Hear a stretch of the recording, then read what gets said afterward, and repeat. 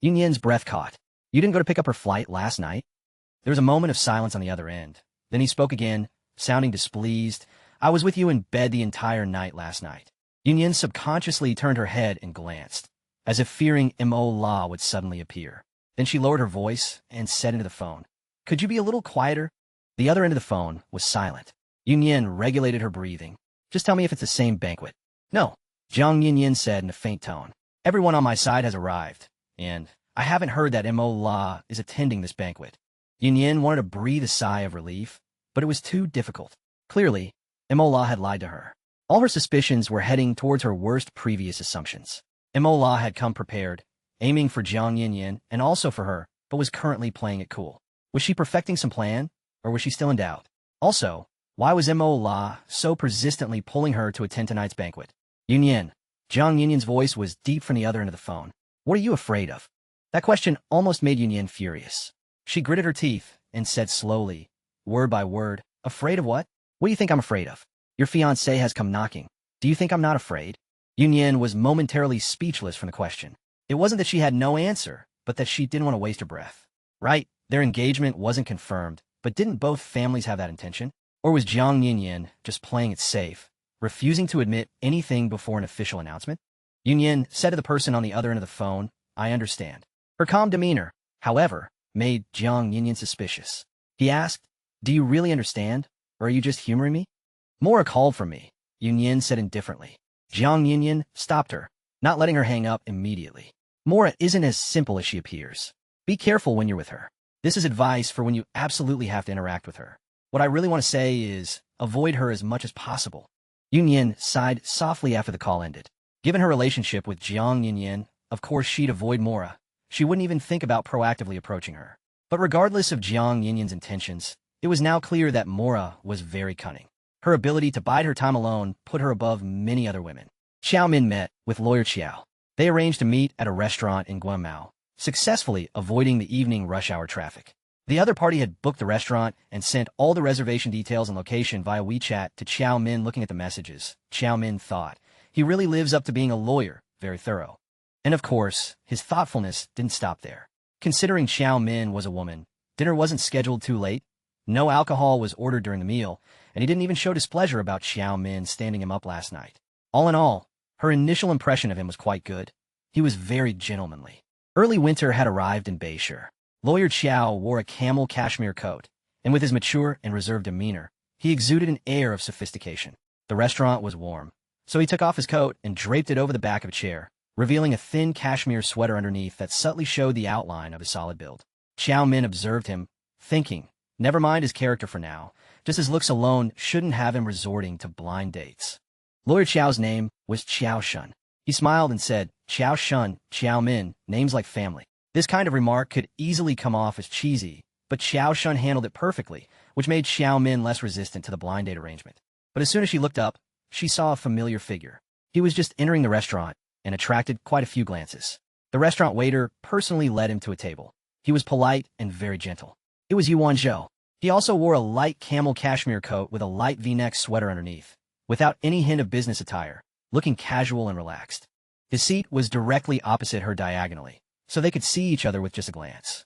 If Qiao Shun looked reserved and mature in camel, then Yuan Zhou looked much more aristocratic in similar colors, young and handsome with an inherent air of nobility. Xiao Min sighed inwardly, thinking she actually still preferred the puppy brother type. Xiao Min, Qiao Shun called her name. You don't mind me addressing you directly, do you? Xiao Min pulled her attention back and politely said, Just call me by my name, Lawyer Qiao. No need to be so formal. You tell me not to be formal, but you're being formal, Qiao Shun smiled. Just call me Qiao Shun. Xiao Min responded with an okay, her gaze unconsciously wandering to the table diagonally opposite. To her surprise, Yuan Zhou was also seemingly leisurely watching her. As their eyes met across the space, she felt his eyes were as deep as the sea. She wondered, was Yuan Zhou meeting someone? With Qiao Shun present, Xiao Min couldn't just abandon him to ask Yuan Zhou, so she pretended not to notice. Throughout the entire process, Qiao Shun was very talkative, but not in an annoying or showy way. He didn't deliberately boast about his achievements, but Xiao Min could tell from his few words that he was quite capable in the legal field. He specialized in criminal law, meaning most of the people or cases he encountered were grim.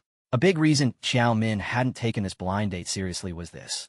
Her own circle was a social melting pot, filled with so much extravagance and superficiality that it was blinding. She had seen too much human misery and sycophancy, and didn't want to experience the bitterness of human nature in her partner as well. Someone like Xiao Shun, who specialized in criminal cases, probably confronted human nature more directly than she did. Xiao Shun seemed to read her mind and smiled, saying, "The outside world doesn't really understand our work, so there are many misunderstandings." Misunderstandings? Xiao Min couldn't understand what there was to misunderstand. Xiao Shun smiled. Criminal cases do indeed reveal the depravity of human nature, but it's like a double-edged sword. It can kill, but it can also save. Human nature is the same. However much darkness you see, there's just as much light waiting for you. Xiao Min was stunned. She had never expected him to interpret his work this way. "So, you actually really like criminal law, don't you?" Xiao Shen nodded. "At least for now, I don't want to handle divorce cases. Just as you might misunderstand me, I might also misunderstand divorce lawyers. I still have great interest and longing for marriage." Xiao Min was amused by him. After pondering for a long time, Xiao Min asked a very direct question. "Lawyer Xiao, honestly, with your current conditions, you shouldn't be short of women around you. Why are you on a blind date?" Xiao Shen smiled and retorted, "What about you? A famous lady in the fashion world with many suitors. Why did you think of coming out for a blind date?" Xiao Min thought to herself, "Can't beat the parents." But saying that reason out loud might be hurtful. Xiao Shun, being a lawyer, had sharp eyes. He said, "So, for both you and I to be here on a blind date, I imagine our reasons are largely the same." Xiao Min gave an awkward laugh. "As for me, I don't have any complicated relationship history. I had an ex-girlfriend, and the reason for our breakup was simple. She thought I was just a small lawyer, saw no future with me. And so, she went abroad and married someone else." Xiao Shun voluntarily disclosed his personal situation. "After that, I didn't have time to meet new girlfriends, busy with cases every day, come rain or shine." Xiao Min was surprised, looking him over. She couldn't see a future with someone like you? Although she hadn't thoroughly investigated him, she wasn't blind. Xiao Shun smiled and said, "That was not long after I graduated from university." Xiao Min understood, smiled. "Then your girlfriend standards for you were quite high." "Ex-girlfriend," Xiao Shun emphasized. "And we never contacted each other after breaking up. I only heard about her marriage from friends." At first, Xiao Min listened as if it were gossip, but then, seeing Xiao Shun's seriousness, she began to discern a different meaning. She sat up straighter and softly said, "Lawyer Xiao, you're detailing your relationship history so clearly because you're interested in me?" There was only one possibility. Xiao Shun smiled, his eyes showing clear admiration, without any pretense. "Yes, I like you." Xiao Min was taken aback, even more direct than what she had said. "The purpose of a blind date is for two people to get along and potentially marry, so today I don't want to beat around the bush. I like you, and I hope you can give us a chance to get to know each other," Xiao Shun said bluntly. "And Xiao Min, I've seen you before at an industry gathering, you just didn't know it." Xiao Min was surprised. An industry gathering? They weren't in the same industry. Xiao Shun explained, "One of your peers hired me as their legal counsel, and I accompanied the client to that gathering." Xiao Min, "I actually noticed you then." Xiao Min had no idea which industry gathering he was referring to, as she attended so many every day, so she could only smile and say, "Really? What a coincidence." Xiao Shun looked at her, very patiently. Xiao Min then realized he was waiting for her answer. Wasn't this awkward? She pondered for a moment, cleared her throat, and said, "It's like this, Lawyer Xiao, I actually didn't prepare myself mentally before coming. As you said, it's all to appease the elders at home. I feel it would be a bit strange for us to transition into a couple so suddenly. Honestly, we're still quite strangers, so dating wouldn't be suitable." Xiao Shun smiled. "I understand, and perhaps it's because I was too direct. It's okay, we have plenty of time ahead of us."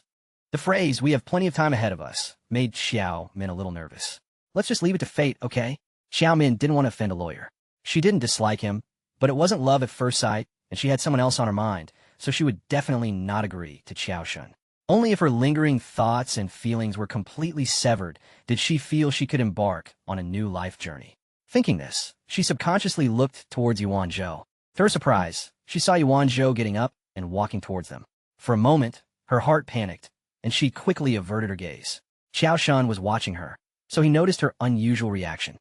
Turning his head, he saw a quite young man approaching. He looked to be around Xiao Min's age. Yuan Zhou had come directly for Xiao Min. He walked to the table and softly asked, "Can we leave?" Although his tone was gentle, the context sounded very forceful. Xiao Min's attempt to play dead failed. She looked up at Yuan Zhou, surprise flashing in her eyes. "Leave?" Yuan Zhou glanced at his wrist and then gestured to her, I have a friends gathering planned, and it's almost time. Xiao Min gasped, feigning sudden realization, and explained to Xiao Shun, my memory is really hopeless these days. I do have a friends gathering a bit later, booked several days in advance. And just like that, I forgot again. Xiao Shun stood up, elegantly saying, aren't you going to introduce us? Xiao Min also stood up and introduced them to each other. However, when introducing Yuan Zhou, she hesitated for a moment, but it was only for a few seconds. Then she said, he's my best friend's younger brother. We're usually very close. Xiao Shun smiled. So he's like your own younger brother, then?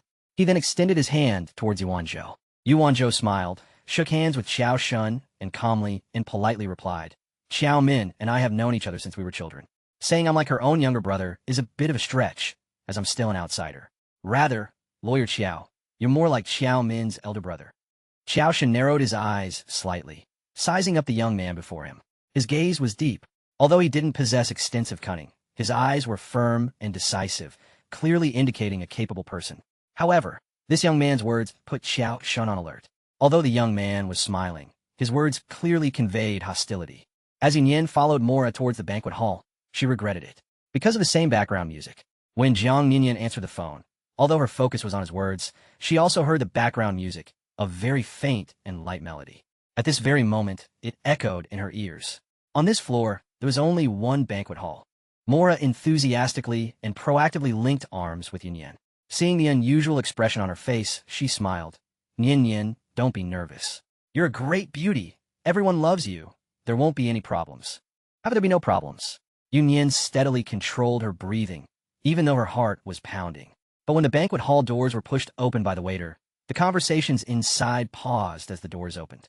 At that moment, Yin felt her mind buzz, followed by a complete blank. She didn't even know how Mora had pulled her inside. Her ears were buzzing, and gradually the music from the banquet hall returned to her ears. The soft strains, along with Jiang Yin's earlier words, rushed in all at once. Just tell me, is it the same banquet? No.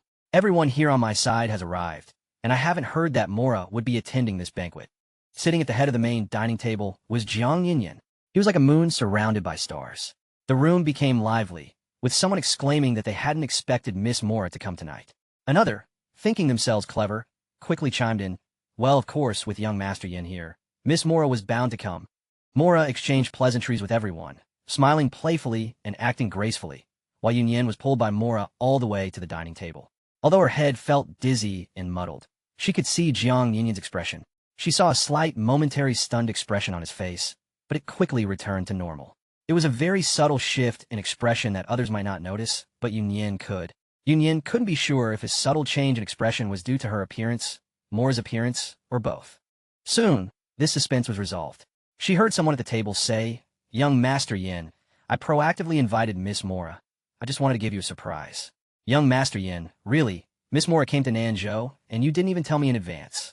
I could have arranged for someone to show Miss Mora around properly, and then quickly offered warm greetings to Mora. In just a few words, Yin understood. The person who spoke was sitting beside Jiang Yin, speaking very intimately, likely the local organizer of the gathering. And another key point, Jiang Yin was indeed unaware that Mora would be coming. Upon realizing this, a chill ran down Yin's spine, like the relief and lingering fear one feels after narrowly escaping disaster. What was certain was that Jiang Yin had originally intended to bring her to this banquet. It was fortunate she hadn't gone with him, using illness as an excuse. Otherwise, who knew what the people at this table would have thought, especially since many in the room knew Mora, or more precisely, knew about the impending relationship between Mora's family and the Jiang family. Thinking of this, Yin became even more perplexed. Since most people here knew Mora, what exactly was Jiang Yin trying to achieve? Some present knew Mora, and others recognized Yin. After all, she was a member of the Yu family, and even if they hadn't interacted with her before, they would still know of her. Mora was quite lively at the banquet, and she emphatically stated to everyone, Yin and I are good sisters. Tonight, I'm the one who wanted to join the fun and drag her along. Just a reminder to everyone, neither of us touches a drop of alcohol. Coming from Mora, everyone naturally wouldn't insist. Not to mention the influence of Mora's family. Jiang Yin was also seated at the table. Who would dare to force Mora to drink? Wouldn't that be like stepping all over Jiang Yin's face? The seating at the table was rearranged. Although Mora politely declined symbolically, she was still arranged to sit next to Jiang Yin. She then repeatedly beckoned Yin to come over, very enthusiastically. Others also accommodated her status as the Yu family's young lady, offering their seats. Yunyin couldn't possibly push forward, so she casually picked a spot and sat down, smiling as she said she was just accompanying them today and hoped not to spoil everyone's mood. After sitting down, she seemingly casually glanced around. There weren't many people at the table, 6 in total, including Jiang Yinyan, and they were all men. Their faces were quite unfamiliar to Yunyin. None of them were the ones who had picked her up at the airport before.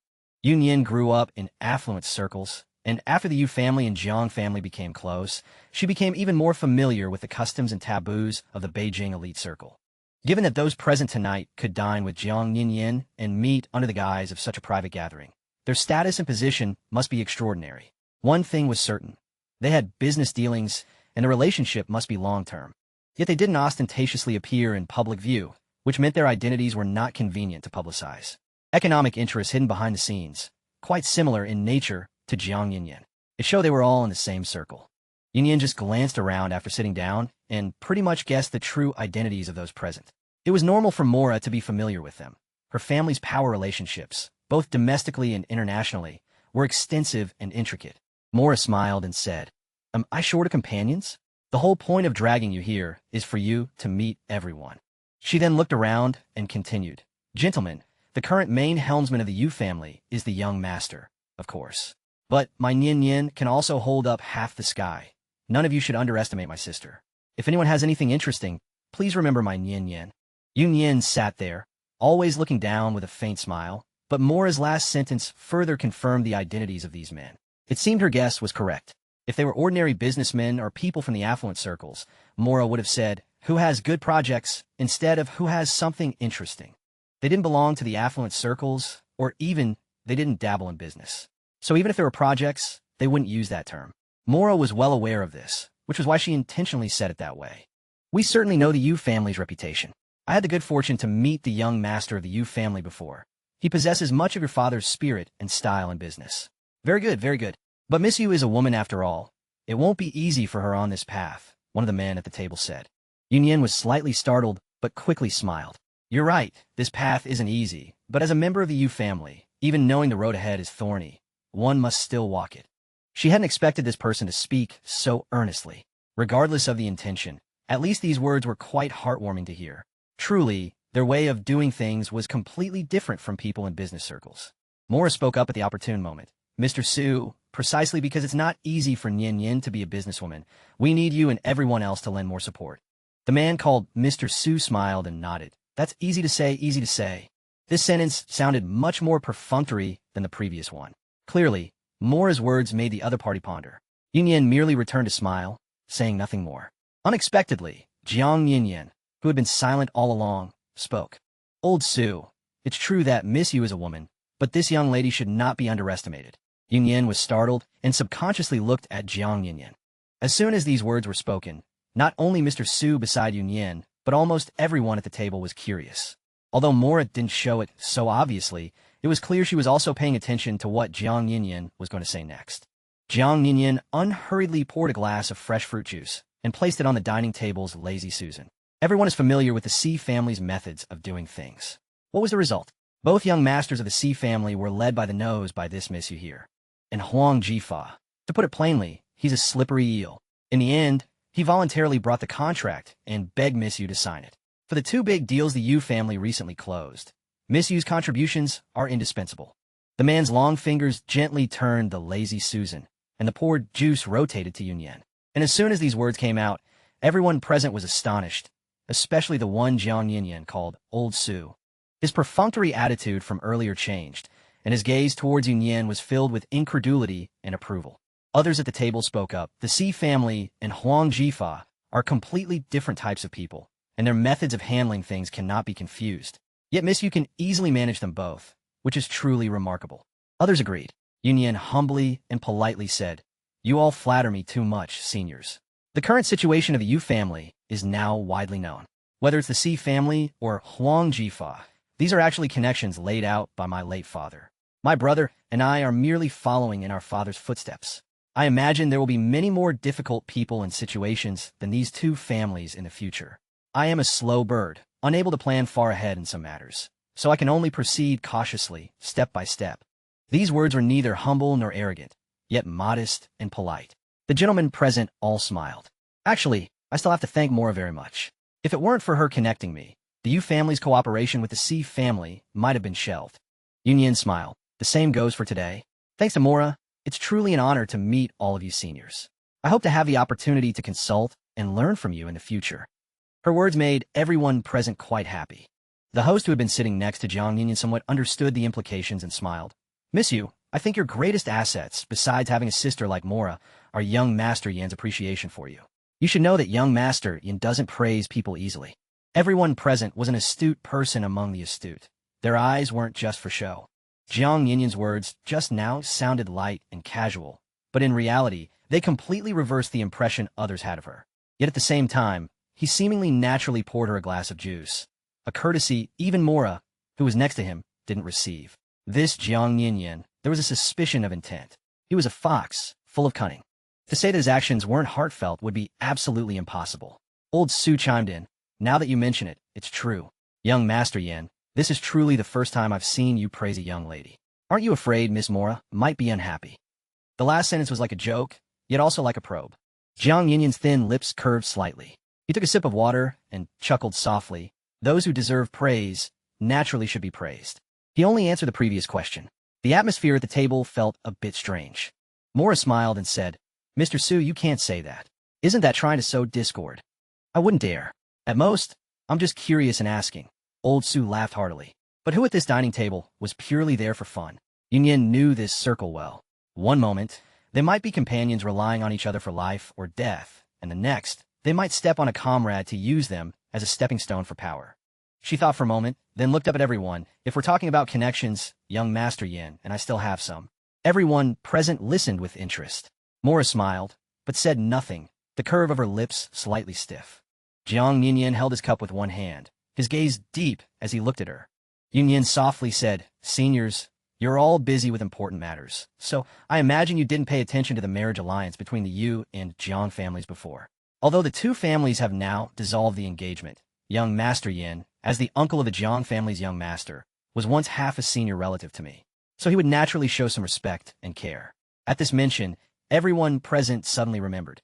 Old Su suddenly realized, isn't that right? I completely forgot about that. The marriage alliance between the Jiang and Yu families back then was quite a big deal.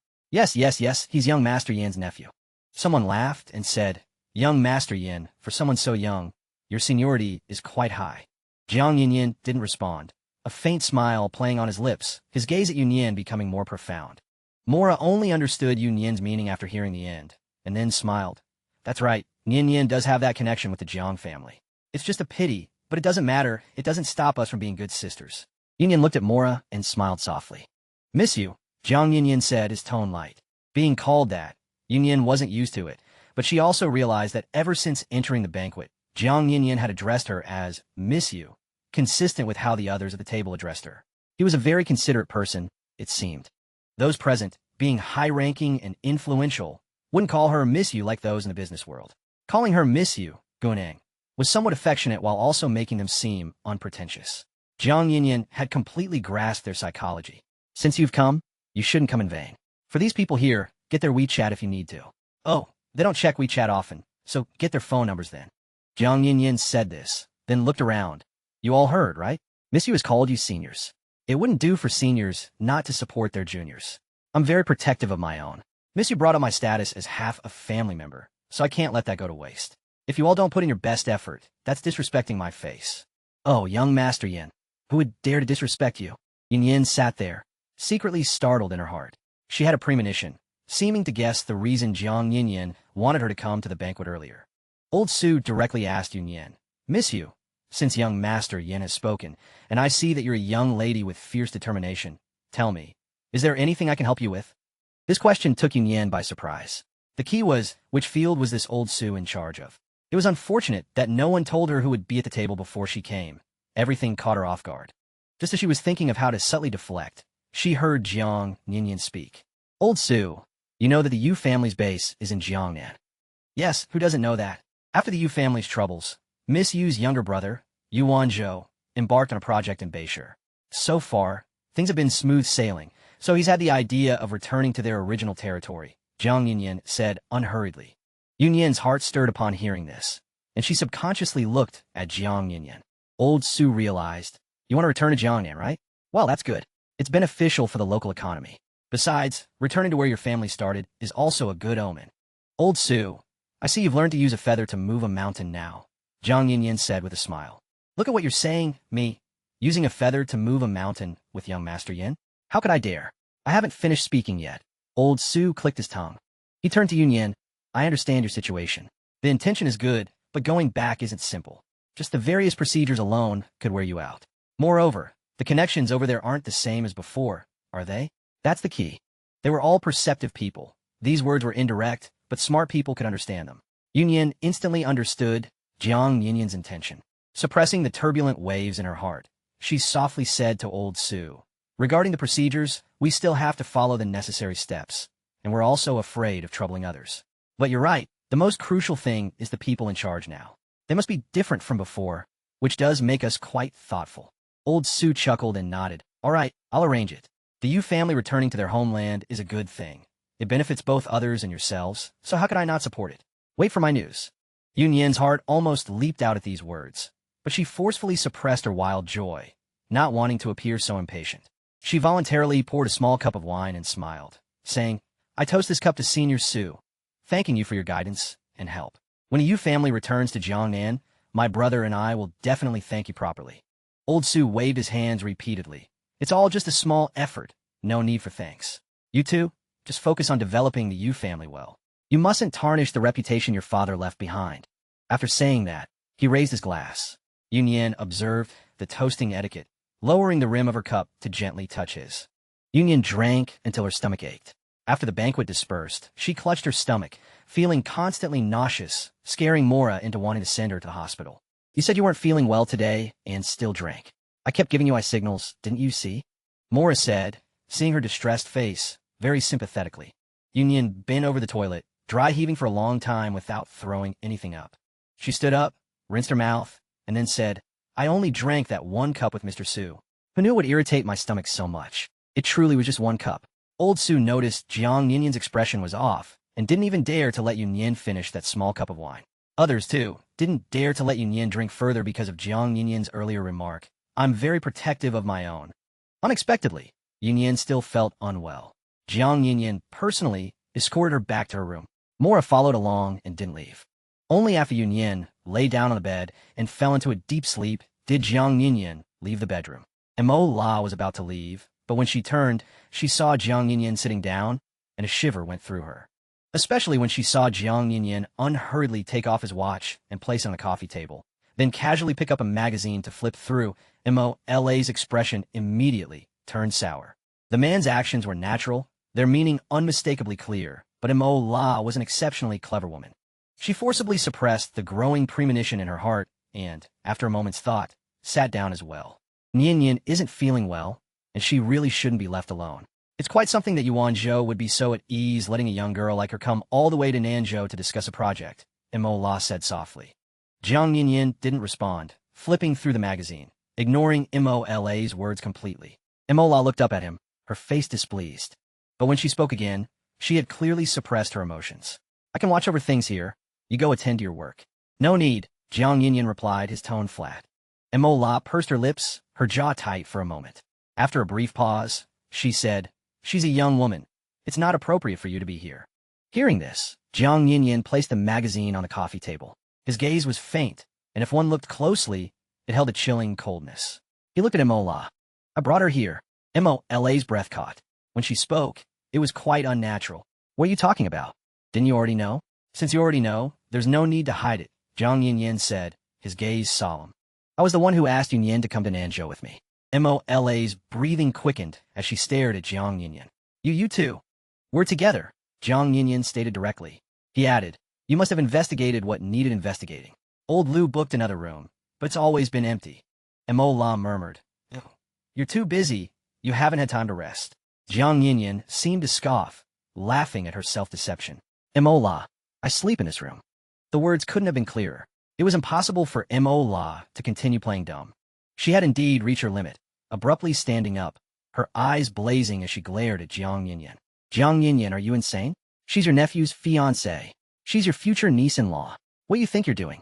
Compared to Mola's exasperation, Jiang Yinyan appeared cruelly calm. He informed her word by word, she won't marry Jiang Zhe. And now that she's with me, I certainly won't let her marry Jiang Zhe. Mola's lips trembled with anger. Jiang Yinyan, don't forget, even if Yinyan breaks off the engagement with Jiang Zhe, you're still her elder. Her engagement to the Jiang family is an established fact. Do you think you can circumvent that relationship? Jiang Yinyan chuckled. If it can't be circumvented, then let's not circumvent it at all. So what if I'm her elder? That single sentence left Mola speechless. After a long while, she gritted her teeth and said, have you ever thought about how others will see her? What you're doing is ruining her reputation. You can't possibly be unaware of what the public will say about her. She breaks off her engagement with Jiang Zhe only to immediately get together with you. People will only accuse her of seducing the Jiang family uncle and nephew, stopping at nothing for the Yu family's gain. Jiang Yinyan casually rested his arm on the sofa armrest, the light catching the cufflink on his wrist, reflecting a muted glow. He said, most people can't stand to see others do well. Gossip and rumors are perfectly normal. But once it escalates to personal attacks, I believe there will certainly be a mastermind behind it. At this, he looked at Mola with a smile. What do you say? Mola narrowed her eyes slightly, staring at him, her lips pressed tightly almost into a line.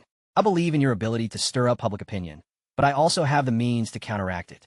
Mola, your family has been merchants for generations. Some fires you start might not burn your opponent, but instead consume yourself. So, you must be careful not to bring trouble upon yourself. Jiang Yinyan said unhurriedly.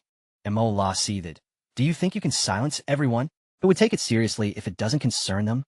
Mola's chest rose and fell rapidly as she glared at him. Jiang Yinyan, what do you mean by being so open about this now? Have you forgotten that our two families intend to form a marital alliance? And who in the outside world doesn't know that the Jiang family and our family are planning a marriage alliance? Jiang Yinyan looked at her calmly, with a half-smile. Why are you looking at me like that? Mola asked alert. Jiang Yinyan said, the news of the two families' proposed alliance has become widely known just as it's barely started. Mola, are you a bit too eager? What if the alliance doesn't happen? Won't you lose face? Mola's eyes blazed with fury. You want to call off the wedding? How can there be regret when the alliance was never confirmed? Jiang Yinyan said dismissively, I don't accept the alliance. I made that clear to both sets of elders a few days ago. You couldn't possibly not know. Mola sneered. Jiang Yinyan, do you still have a choice? Without a marriage alliance with the Mola family, do you plan to seize power just as the young master of the Jiang family? Don't be so idealistic.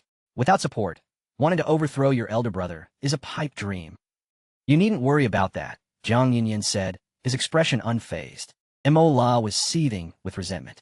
She gritted her teeth and turned to walk into the bedroom. Jiang Yinyan, however, was a step faster, firmly blocking her path, his expression much colder. What do you want to do? I'm going to find out now what she truly thinks. Does she really want to bear public scorn just to be with you? Mola said through gritted teeth. These words actually made Jiang Yinyan chuckle. Mola, what era are we living in? And since I claimed her, I won't allow anyone to dare harm her. Mola ground her teeth, staring at him for a long time before suddenly laughing, her tone turning sarcastic. You say you two are together. Then I'd like to ask, is she with you willingly or was she forced? Mola, you still haven't understood one thing, Jiang Yinyan said, his expression as calm as still water, utterly devoid of the emotional changes she had hoped for. She is with me now. That is the fundamental, established fact. Nothing else matters. Only you would think it doesn't matter, I suppose. And why would someone like you consider other people's feelings? Based on my understanding of Yinyan, there's no way she would be with you. Jiang Yinyan, disregarding her feelings for your own selfish desires. Are you even human? Mola scoffed. Jiang Yinyan's eyes were calm. Mola, it's best not to try to sow discord a second time, because I don't always have patience. Furthermore, his tone was cold as ice. Based on your understanding of Yinyan, how much do you really know about her? Mola glared at him intently, and after a long moment, said coldly, Jiang Yinyan, offending me means offending the Mola family. You will regret this someday. With that, she left in a huff. After Mola left, the room was very quiet. Jiang Yinyan returned to the sofa and sat down. He took a pack of cigarettes from below the coffee table, tore off the wrapping, picked one out, and put it in his mouth. He had the lighter in his hand, but then he thought for a moment and put it down again. He twirled the cigarette between his fingers for a while, then finally tossed it into the trash can. He took off his jacket and leaned back wearily on the sofa, closing his eyes to rest. but a jumble of thoughts swirled in his head, making him dizzy. Yes, he had lost his head.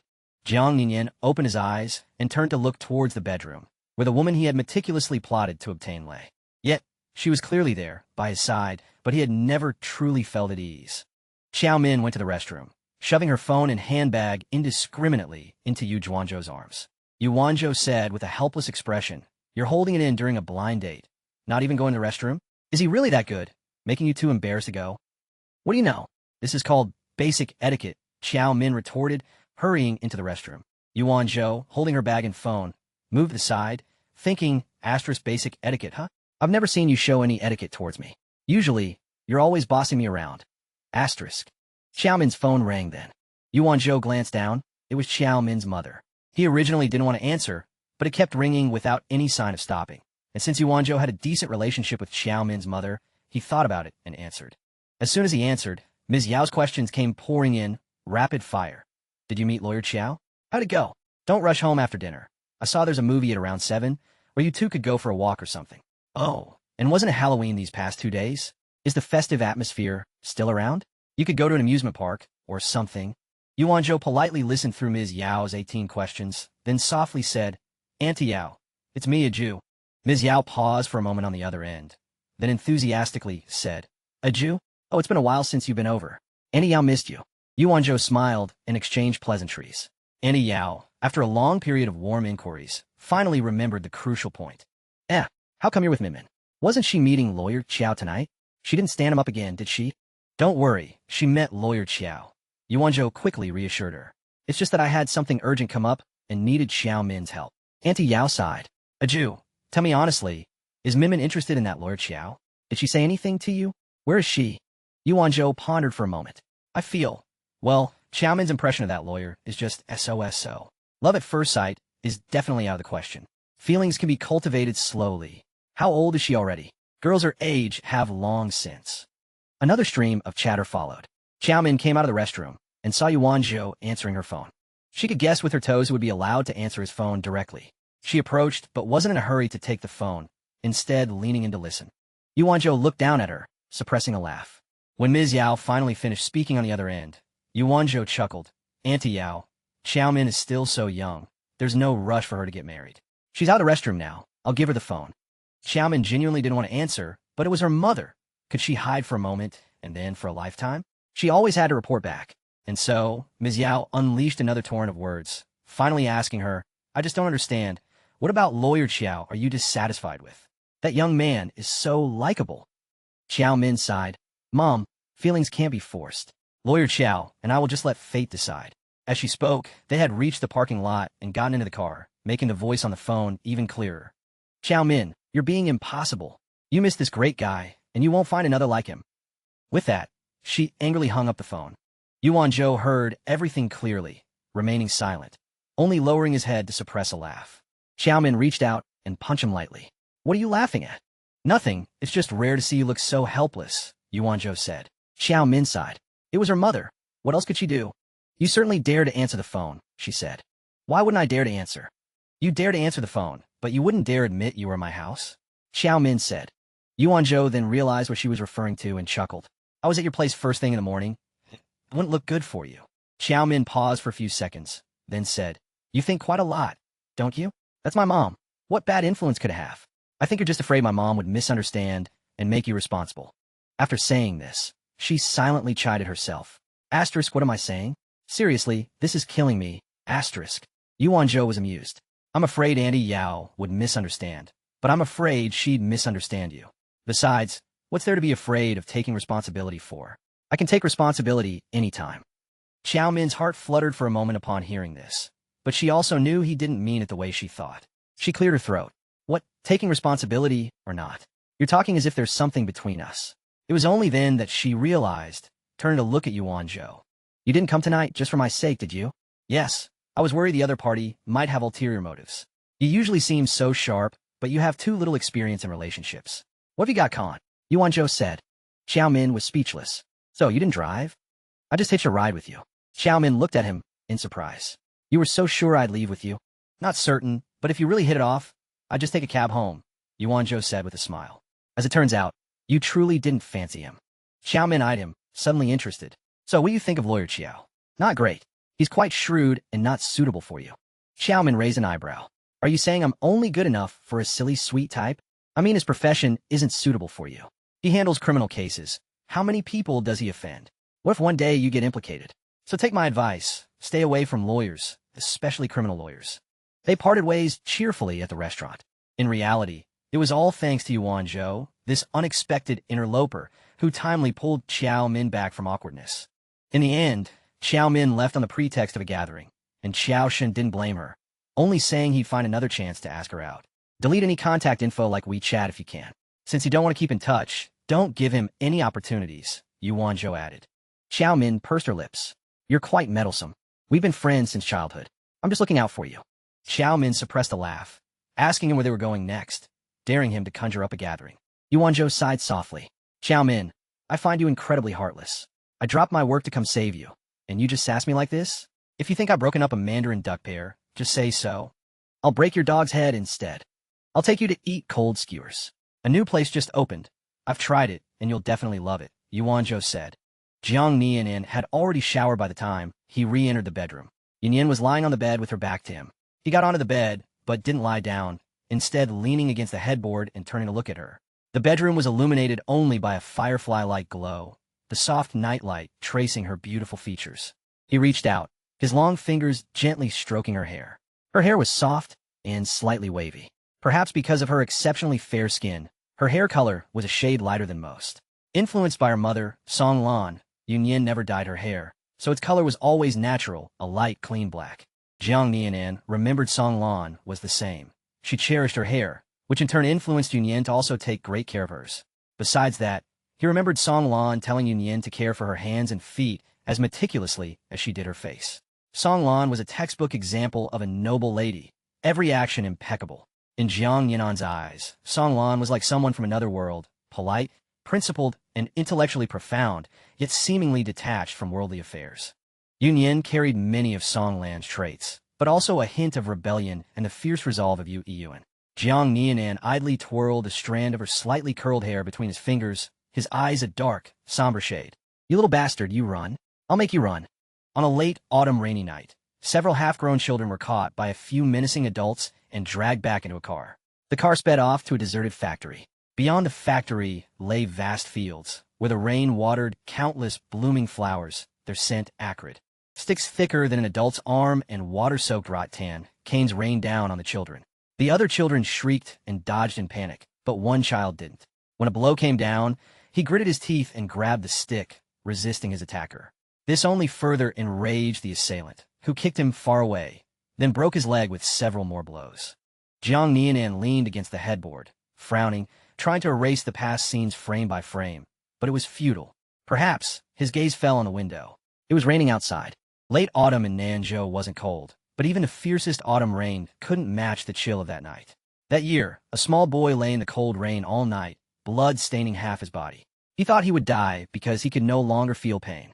He wondered why his family hadn't found him yet, and why, after he helped those children escape, he was beaten half to death, and not one child dared to help him.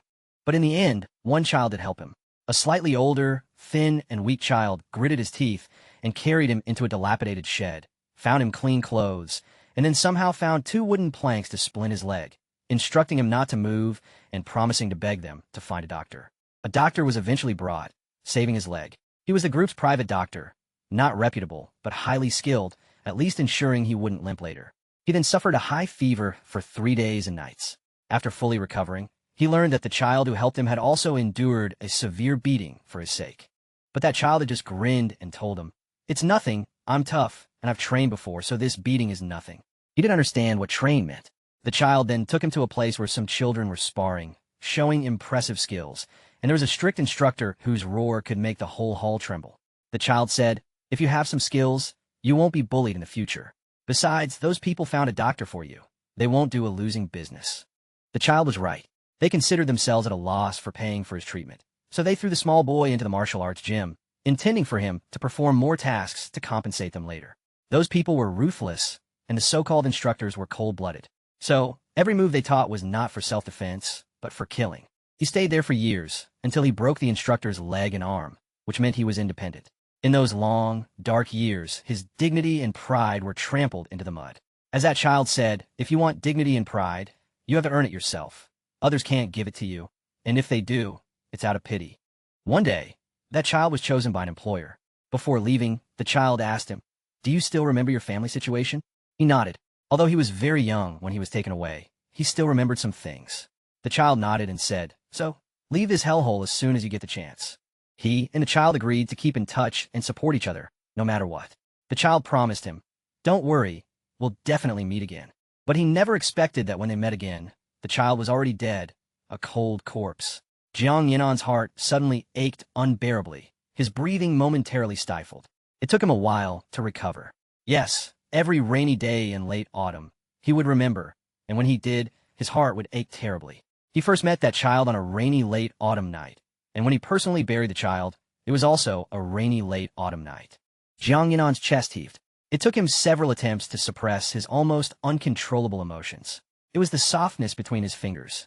That strand of hair was like a lifeline, saving him from falling off a cliff. The year after that child was chosen by an employer, he and a group of children were called together by the group's leader to compete in a fighting arena. However, only one person could enter the ring. Whoever stood out from the crowd would qualify for the arena. Those who stood in the arena were valuable, at least in the eyes of that group. They had exploitable value. He knew this, so he defeated everyone and stood at a higher position. The higher you stand, the more dangers there are. He was a tool for those people to make money, so no one cared about him. Every competition was a life-or-death test for him. Until he was 15, Yu Yuan bought him out of the arena and took him back to the Yu family.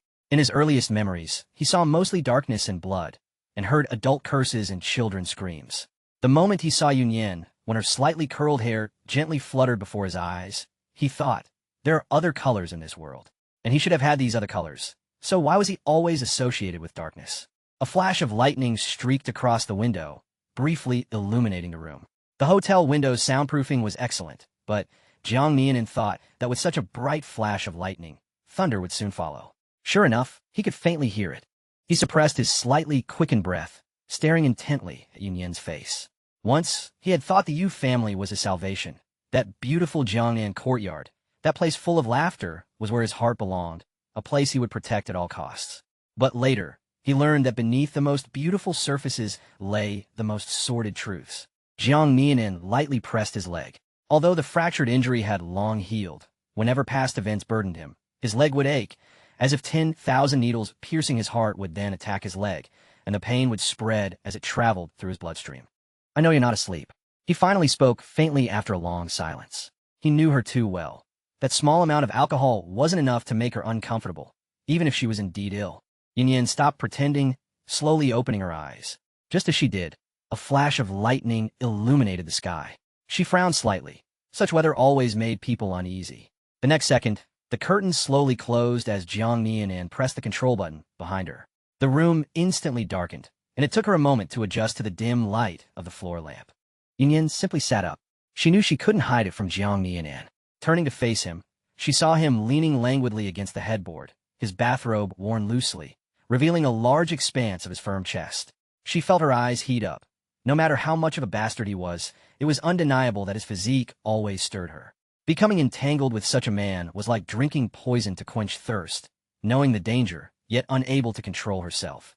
Yun Yan secretly reminded herself, yes, she only lusted after his good looks and his skill in bed, nothing more. "I heard everything you said to Moira," Yun Yan said directly. Jiang Mianin reached out his long, distinct fingers idly playing with the strap of her nightgown. Nonchalantly, "I know. You actually wanted me to hear it, didn't you?" Yun Yan stared at him. The commotion was quite noticeable, clearly deliberate. Jiang Yinan's tone was leisurely. "There's nothing to hide from you." Yun Yan scrutinized his expression, then suddenly smiled after a moment. "Jiang Mianin, please don't tell me you fall in love with me and want to break off your engagement with the Mora family for my sake." A subtle glint flashed in the depths of Jiang Yinan's eyes. He was silent for a moment. "What do you want to say?" "You're using me to achieve your goal of breaking the engagement." "Jiang Mianin, you don't care what others think of our relationship, but I do." Yun Yan frowned. Jiang Yinan's thin lips tightened. Suddenly, he grabbed her wrist and pulled her. She stumbled into his embrace with a gasp, her slender waist encircled by his arm. "Are you so afraid of others knowing about our relationship?" he said, seemingly in jest. Yun Yan couldn't decipher his thoughts. nervously swallowed, and then said after a moment, "Isn't this relationship also something you look down on? Don't forget, I helped you at the banquet. Is this how you repay me?" With harsh words, Jiang Nianin tilted his head and chuckled softly, raising a hand to gently pinch her cheek. It was precisely this knowledge that made Yunyin constantly endure. She truly hadn't expected Jiang Yinan's actions at the dinner table, paving the way for her. But it also made her realize one thing. He knew everything about her and Yu Zhuanzhou's situations, even their current projects, which sent shivers down Yunyin's spine.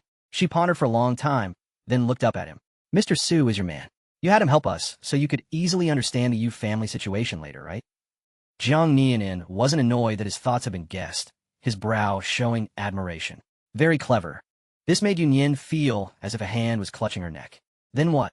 Yunyin knew he wouldn't be so kind as to help without an ulterior motive. "You won't easily let me leave Beishur, will you?" "You can leave Beishur, but you can't leave my side." Jiang Nianin held her, seemingly intimately, but his words were extremely forceful. "Especially not with Yu Wanzhou." Yunyin's heart sank. All her previous expectations and plans had vanished. She knew this would be difficult to implement, so she had told herself to make Jiang Nianin release her as quickly as possible, allowing her to return to Jiangnan without any worries. While Jiang Nianin and Moira were talking outside, she had asked a sister in her circle to help her investigate. She hadn't known until she checked, and it was quite a shock. In the future, the Yu family's connections in Jiangnan would indeed rely on Mr. Su. So, Jiang Yinan's introduction, for the better, meant that the Yu family could at least proceed smoothly in many matters, at least without dealing with troublesome characters. But for the worse, it meant that Jiang Nianin could easily know the Yu family situation. It was like having a pair of eyes constantly watching the Yu family, and who knew what else could become a weakness for her in Yu Wanzhou. A double-edged sword. Yunyin looked at him. "So, this is your condition for helping me?" Jiang Nianin raised a hand to the back of her head, gently pulling her face up.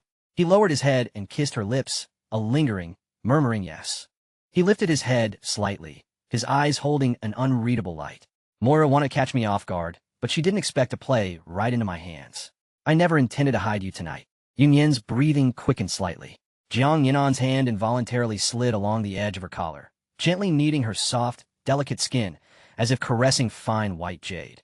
"Do you think they truly believe I'm taking care of you because you almost became my niece-in-law?" He laughed. Yunyin tried to struggle. The man's increasingly hot breath made her feel bewildered and anxious. She was afraid. Before, she was afraid of his immense appetite, and now she was afraid of getting lost in this forbidden love. Because he was now too familiar with her body, always able to easily ignite her passion. "Don't move," Jiang Nianin said, smiling faintly. "Jiang Nianin, you'll bring trouble upon me. Do you think Moira is someone to be trifled with?" Yunyin was afraid of implicating the Yu family. Jiang Nianin smiled. "She wouldn't dare touch you. More precisely, as long as you're by my side, no one would dare touch you. Your protection makes me anxious." "Does it?" Jiang Nianin laughed, lowering his head to gently rub her cheek. "You are my woman. It's natural for me to protect you. If you were my niece-in-law, my protection would be overstepping. Whether I marry Jiang Zhe or not, you're still overstepping." Yunyin's body trembled slightly. Jiang Nianin chuckled softly. "Unless you call me uncle." His thin lips brushed against her soft neck, his voice hoarse, every word clear and raw. "When I'm doing you." Yunyin couldn't hold back anymore, her eyes reddening slightly. "Jiang Nianin, please let me go. I don't want to go to hell." The next day, Jiang Nianyan's trip in Nanzhou came to an end. In Lao Lu's words, it was ended by young Master Yin because a trip scheduled for several days was compressed into 3. Moira was nowhere to be seen, not since early in the morning. Yunyin privately asked Lao Lu, who said that Miss Moira had left on an early morning flight without even asking for a driver. Did she not take any bodyguards, either? Yunyin worried. Lao Lu said no. Perhaps sensing her concern, he informed her softly, "As long as Miss Moira is in the country, she will be very safe. Our people will watch over her." "Our people?" Lao Lu smiled and explained, "The Jiang family's people." Yunyin thought, asterisk the Jiang family's people? Why is he including me by saying our? Asterisk, but she was sharp enough to catch the key phrase. The Jiang family's people? Not young Master Yan's people. They're the Jiang family's people. Lao Lu knew her intelligence and sensitivity would allow her to grasp the key point. He said, "Moira represents the Moira family. The marriage alliance is a matter between our 2 families, and the Jiang family takes it very seriously. Therefore, they will certainly ensure Miss Moira's safety." Yunyin understood the reasoning, and it was because she understood that she grew even more worried. Call her timid and afraid of trouble, or call her ungrateful, But her sole concern was the potential impact on Yuan Zhou and her mother, the closest family she had in this world. Of course, she wasn't too worried about Xiaomin. She figured Mora wouldn't have the time or energy to bother her. At worst, Xiaomin held sway in the media, and Mora, coming from a business family, wouldn't dare offend her so easily. But Yunyan still wanted to have a proper talk with Mora. Talk about what? Even Yunyan herself found the thought ridiculous. She was the one who had backstabbed Mora. Mora hadn't even come to settle the score with her yet. So what was the point of her seeking out Mora? Mora would probably see it as a provocation. Yunyan decided to try and trick Lao Lu, asking him, "Were you the one who told Miss Mora I was in Nanzhou?" Lao Lu paused for a moment, then replied, "No. Miss Mora came directly to the hotel. I only saw her the next day, and I certainly wouldn't have mentioned it to her." The next day, Yunyan narrowed her eyes slightly. "You were the one who reminded young master Yin to pick her up from the airport that night." Lao Lu answered respectfully. "Miss Mora informed me at the last minute that she was coming to Nanzhou and sent her flight number, specifically requesting that young master Yin pick her up. But in reality, Miss Mora gave a false flight number and arrived at the hotel early. More importantly—" He paused. "What's more important?" Yunyan looked at Lao Lu. A flash of embarrassment crossed Lao Lu's face. He cleared his throat and said, "Even if Miss Mora had been on the flight she claimed, young master Yin wouldn't have made it to the airport in time that night. There wasn't enough time." Yunyan understood at once. Her ears grew hot, but she couldn't afford to lose her composure. After steadying herself, she said, "But young master Yin didn't sleep in his room that night." She had figured he was most likely with Mora. Of course, that's what Yunyan had thought at the time. As expected, Lao Lu said, to meet the deadlines, young master Yin was pulling an all-nighter with the project team. When he got too tired, he would just crash on the company's sofa. It was the same that night. After young master Yin left the room, he went back to the project team. Miss Mora didn't see him until the second day after she arrived at the hotel. Young master Yin doesn't like to be disturbed when he's working. Now Yunyan fully understood. Mora was indeed a deep schemer. Announcing her arrival in Nanzhou was just a formality, perhaps to avoid displeasing Jiang Yunyan, but she flew in early. Her goal was likely to catch him off guard, and she could have offered plenty of excuses, like her flight was rescheduled due to an issue, or she changed it because she wanted to see him sooner. The psychological pressure on Yunyan intensified. Jiang Yunyan hadn't left last night. After Mora was gone, he had tormented her until the middle of the night. He had run wild over her body like a fierce tiger or lion. She was forced to endure it time and again, their entanglement leaving shadows in nearly every corner of the hotel room. From resisting and refusing to losing herself completely, Jiang Yunyan always had a way of making her surrender, making her sink into it, unable to break free. She hated this side of herself, hated how she always ended up submitting to him. But as the first man her body had ever accepted, all her sensations of pleasure came from him, orchestrated by his hand alone. He was familiar with her body, knew how to drive her mad with ease. In some ways, he knew her better than she knew herself. So last night in the bathroom, he had hooked her, lured her, and when she couldn't help but beg for mercy again and again, he forced her to make a promise. "Say you won't leave me." She craved release, craved to be sent to the clouds, so she could only murmur, "I won't leave you. I won't leave you."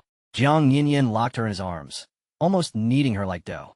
In the end, his voice was hoarse, a near growl at the peak of passion. "You're mine? If anyone dares to have ideas about you, I'll take their life." Yunyan was still exhausted by the time she got in the car. It felt like every joint in her body ached at the slightest touch. Fortunately, it was the beginning of winter, and her clothes were thick enough to at least cover the numerous red marks on her neck and collarbone. They weren't going back to Beishur. Jiang Yunyan didn't say where they were going. Lao Lu was returning to Beishur. Jiang Yunyan didn't want him to come along. Before leaving, Lao Lu gave Yunyan a little hint. "It seems young master Yin has arranged a private trip for himself." Yunyan's heart skipped a beat. She asked Lao Lu, "Even for a private trip, are there times he doesn't let you come?" Given Jiang Yunyan's skills, he didn't need many bodyguards, but as his personal assistant, Lao Lu was supposed to be with him wherever he went. Lao Lu answered honestly, "This has never happened before. Even on private trips, young master Yin has always had me accompany him." On the way to the airport, Yunyan leaned groggily against the car seat. Her illness hadn't fully cleared up, and she had been tormented by Jiang Yunyan all night. Lao Lu's words tumbled disjointedly in her mind. The car lurched, and Yunyan's eyes fluttered open. She realized that at some point her head had come to rest on Jiang Yunyan's shoulder. Just as she was about to sit up straight, she heard the man's low command, "Lean on me." Yunyan was truly tired and couldn't be bothered with anything else, so she let her head rest heavily against him again. Jiang Yunyan turned his head and looked down at her, freeing a hand to touch her forehead. Her temperature was normal. He asked in a low voice, "Not feeling well?" Yun Yin hummed in agreement, murmuring, tired. Jiang Yinyan chuckled softly. I barely even tormented you last night. Because he had considered that they would be traveling today, he had at least left her some time to rest. Yun Yin had a million things she wanted to say back to him, to curse him, but her eyelids were heavy, and even opening her mouth to speak felt like an effort, so she remained silent. She no longer planned to actively try to displease him until he grew sick of her. Her previous plan wouldn't work on Jiang Yinyan. He knew her too well, so no matter what stunt she pulled, he would watch as if it were a play, naturally never falling for it. Besides, he already knew she and Yu Wanzhou wanted to go back to Jiangnan, and last night he had made it crystal clear. Yu Wanzhou could leave. In fact, he had to leave, but as for her wanting to return to Jiangnan, there was no chance. So she decided to stop acting altogether. Seeing the weariness between her brows, Jiang Yinyan didn't speak to her further. He wrapped an arm around her, pulling her into his embrace to let her rest more comfortably. They arrived at the airport like this and boarded the plane. She vaguely saw the characters for Xianyang. Were they flying to the ancient capital? Yun Yin was too tired for her mind to work. After boarding, she fell into a deep, hazy sleep. She had a chaotic dream. She dreamed of her parents taking her to a banquet at the Jiang residence, dreamed of the two families happily discussing the marriage contract, dreamed of old Mrs. Jiang holding her hand and saying, "How wonderful, are you girls going to marry into the family?" And so she married into the Jiang family. The wedding day was incredibly festive, with the elders of both families seated on a high platform and guests coming one after another to offer congratulations. She wore a traditional Chinese wedding dress and, together with Jiang Zhe, offered a toast to the elders. Jiang Yinyan was also among the elders. When they toasted him, Jiang Zhe respectfully called him little uncle. She didn't. Holding her wine cup, she studied Jiang Yinyan sitting in the elders section, feeling as if there was some connection between them, a faint sense of foreboding in her heart. In the dream, Jiang Yinyan asked her, "Why aren't you addressing me?" Jiang Zhe nudged her gently with his elbow. She raised her cup and softly called him little uncle. Then she saw Jiang Yinyan smile. He took the cup, only to pour the contents directly onto the floor. She was startled, and then she saw him produce a knife from nowhere and plunge it straight into Jiang Ze's stomach. The dream descended into chaos. The guests screamed in terror. Jiang Yinyan, however, remained unmoved.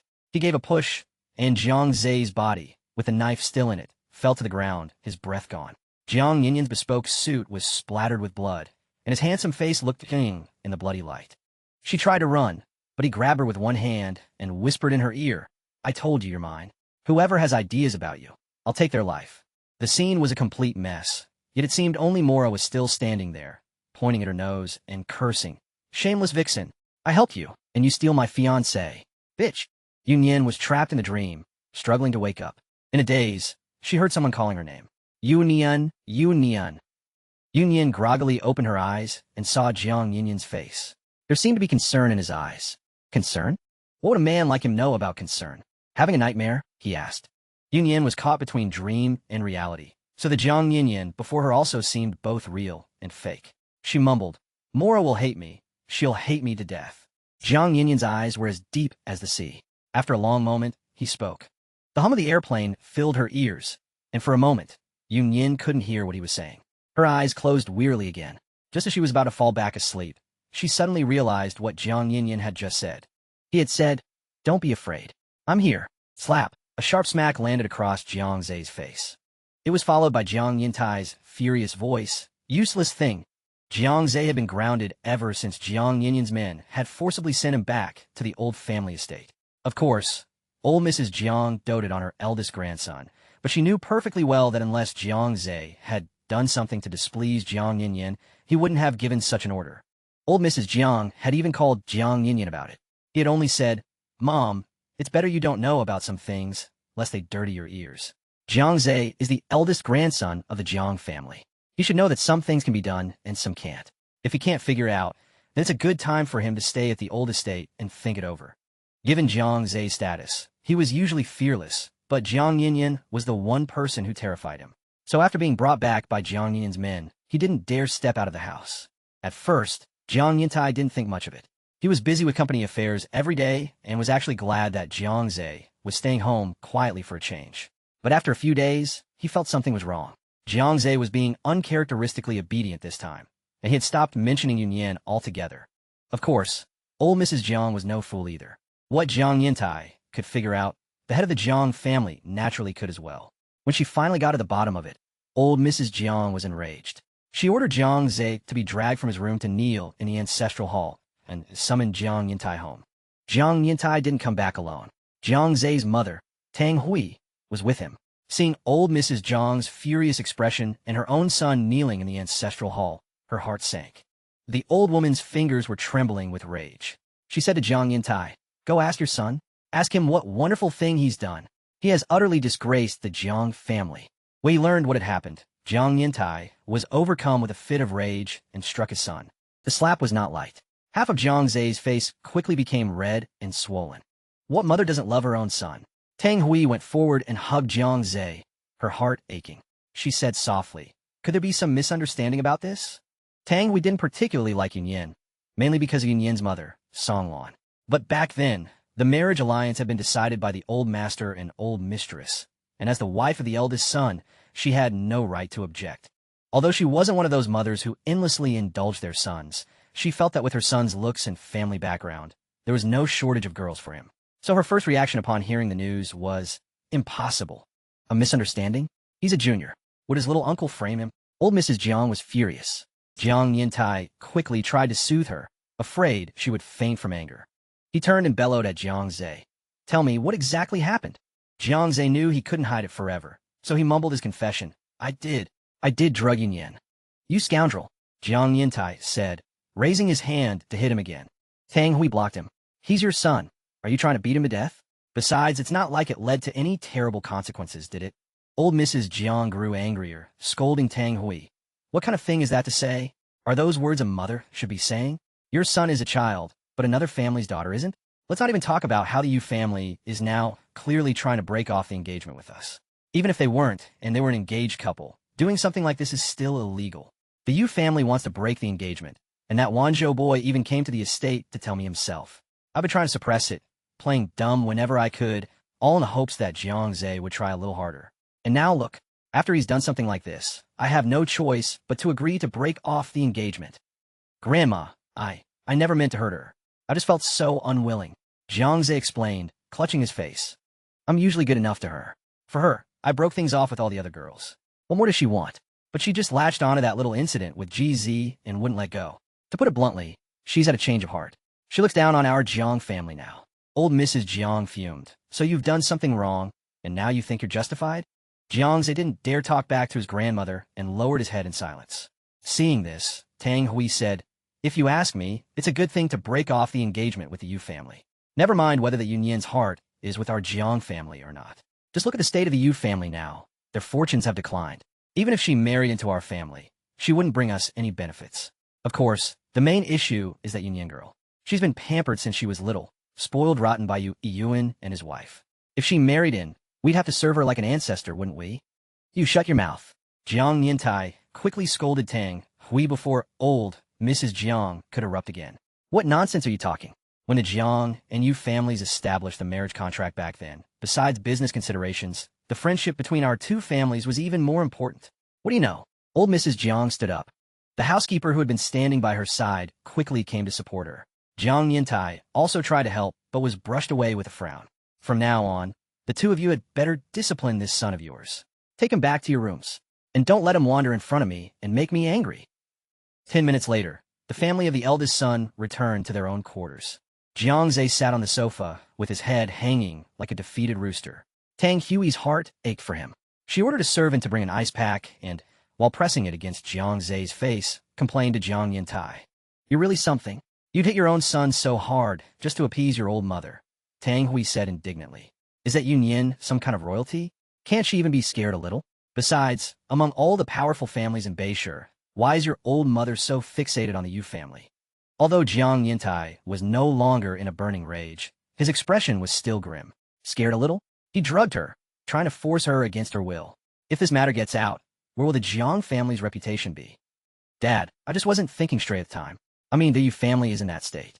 Anyone else would have been desperate to marry into our Jiang family immediately, but she had the audacity to break off the engagement." Jiang Zhe was still fuming whenever he thought about it. Tang Hui remarked casually, "Could it be that she's taken a fancy to the eldest son of the C family? I heard the C and Yu families were going to restart their cooperation a couple of days ago." "The C family?" Jiang Zhe forgot the pain in his face. How can the C family compare to ours? But Si Tingyuan is the head of the C family now, Tang Hui said pointedly. Jiang Zhe was taken aback. Jiang Niantai didn't join this part of the conversation. After a long silence, he suddenly asked Jiang Zhe, "How did your little uncle find out about you drugging her?" Bringing it up again still made Jiang Zhe angry. He recounted the events to Jiang Niantai in detail, then muttered, "I just feel like my little uncle is different towards Yunyan. I've heard some rumors, but I don't have any proof." Tang Hui was surprised. "What rumors? Are you saying Yunyan and him?" She shook her head. "That's impossible. Yunyan has an engagement with you. He's your little uncle, which also makes him Yunyan's little uncle. Even if the engagement is broken, that generational relationship is still there. If your little uncle got together with that girl, wouldn't he be openly ruining his own reputation?" She then looked at Jiang Yantai. "What do you think about this?" Jiang Yantai's brow furrowed slightly. "For the past 2 years, when the third brother has gone to Nanzhou on business, I heard he took a woman with him. It shouldn't be too difficult to find out who she is." Jiang Yantai didn't express an opinion, mostly remaining silent. Seeing her husband like this, Tang Hui felt uneasy. Jiang Zhe also noticed the subtle signs and asked hesitantly, "Dad, uncle, he wouldn't really dare to offend the Mora family, would he?" Regarding the alliance between the two families through marriage, the Mora family was the most proactive.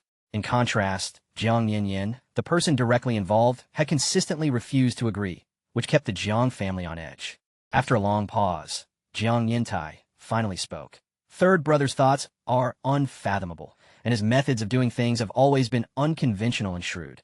As he spoke, he waved his hand towards the surrounding servants, and they all left. Jiang Yantai sat down on the sofa, his voice deep.